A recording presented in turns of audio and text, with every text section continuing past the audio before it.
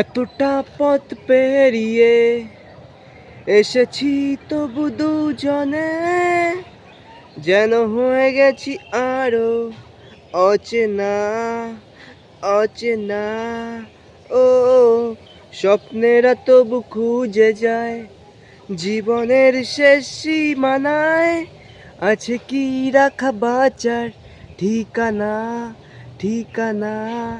ও আরো একবার চলো ফিরে যাই, পাহাড়ের ওই বুকেতে দাঁড়াই, আকাশের হাতছানিতে সারাদিন কি হবে না ভেবে।